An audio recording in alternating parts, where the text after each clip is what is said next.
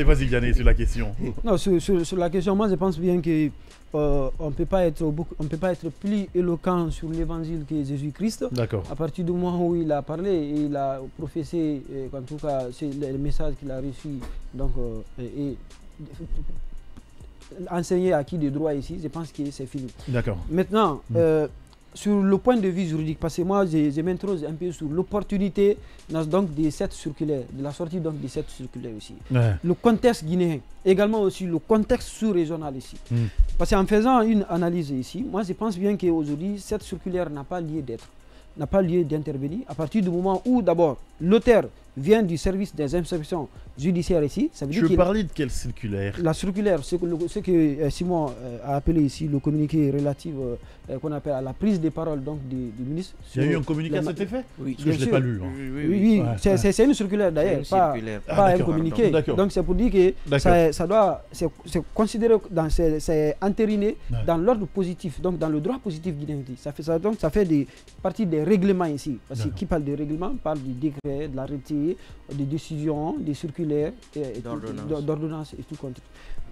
Qu'on appelle beaucoup d'autres qu'on appelle actes réglementaires dedans ici.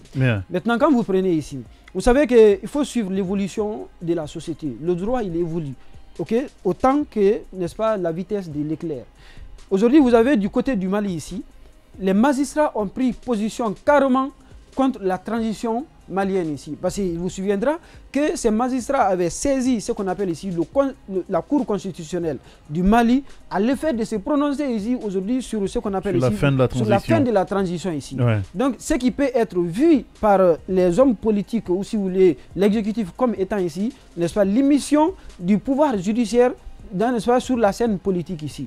C'est ce que ça peut sous-tendre ici. Sauf que ces magistrats sont des citoyens. Parce qu'il ne faut pas oublier surtout cet aspect ici. Et en tant que citoyens, ils ont aussi le droit de se prononcer ici sur l'évolution politique donc de leur État ici. Parce qu'en la matière ici, il y a toujours un principe qu'on vend. Même si le principe il est incompris, on parle de ce qu'on appelle l'obligation ou soit ce qu'on appelle le droit de réserve. Je suis d'accord avec le ministre quand il évoque cette disposition, l'article 13 que Simon n'est-ce pas, a bien révélé ici. Ouais. Mais sauf que le ministre n'a pas lu ce qu'on appelle ici l'article 25 de cette même loi. D'accord. L'article 23 autant pour moi de cette loi parce qu'il parle de l'article 23 de cette disposition ici. Je ne sais pas si tu as la loi là-bas, tu peux lire l'article 25 à l'intention ici donc des auditeurs. Bien. Alors, voilà, le temps pour nous de chercher la loi. De rechercher la loi. Très rapidement. On n'a plus que 2 minutes là. Quand vous lisez ici donc, cette disposition ici, à la lumière, on comprend que le magistrat peut bel et bien prendre, n'est-ce pas, participer au débat public. Il peut bel et bien participer au débat public. Et c'est en ce sens d'ailleurs que le problème s'est posé en 2020-2022. Il y a une décision du Conseil supérieur de la magistrature française, n'est-ce pas, sur cette question ici, par rapport à un magistrat qui était sorti, qu'on appelle dans plusieurs émissions qu'on appelle des médias français là-bas, sur n'est-ce pas, le fonctionnement donc de la magistrature en France là-bas. Alors le ministre, parce que lui aussi il avait un problème avec la personne, parce que quand il était avocat, il avait eu un problème avec le magistrat en question ici. Donc il a saisi directement le Premier ministre qui a saisi à son tour aussi le Conseil supérieur de la magistrature, donc pour que le monsieur, n'est-ce pas, soit entendu par le Conseil de discipline. Bien. Alors qu'est-ce que le Conseil... je vais lire rapidement. Vas-y.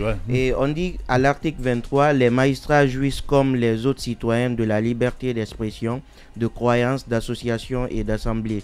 Ils ont notamment le droit de prendre part à des débats publics concernant la loi, l'administration de la justice et la promotion de la protection des droits de l'homme, ainsi de suite. Globalement, on l'aurait compris. Mais moi, je veux rapidement les gars, on est vraiment une phrase.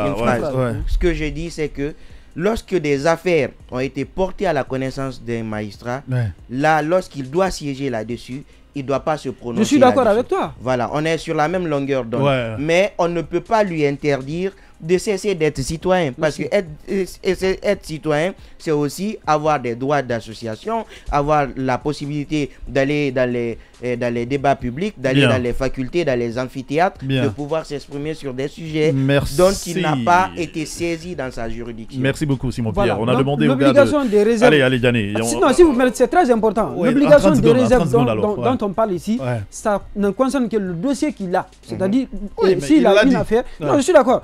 On est en train de comprendre. C'est qu'on veut museler aujourd'hui les magistrats guinéens pour ne pas qu'ils se prononcent sur ce qui doit venir après. Oui, qu'est-ce qui va venir après? Je vais vous dire simplement, en théorie générale du droit, en théorie ou en sociologie du droit, il y a ce qu'on dit.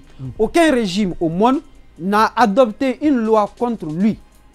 Aucun pouvoir n'adopte une loi contre son régime ou disons qui va mettre fin à l'existence de son régime. Aucun régime n'a fait dans le monde entier. Donc c'est pour dire aujourd'hui, et pour terminer simplement sur ce qui pour enlever l'équivoque dans l'esprit des citoyens et des magistrats pour dire qu'il faut résister face, n'est-ce pas, au bâillonnement de certaines autorités zélées qui veulent se faire plaire ici et faire taire tout le monde ici. C'est ton avis, le Conseil supérieur, dans la décision du Conseil supérieur dont j'ai tenté de dire ici, on dit quoi? Il dit quoi? Il dit cette obligation de réserve, c'est une partie que j'ai dit, cette obligation de réserve ne saurait servir à réduire un magistrat au silence ou au conformisme. Cette obligation de réserve ne saurait servir à réduire un magistrat au silence ou au conformisme. Donc cette phrase a tout son sens, n'est-ce pas, par rapport à la prise de parole. Merci, Diané, merci.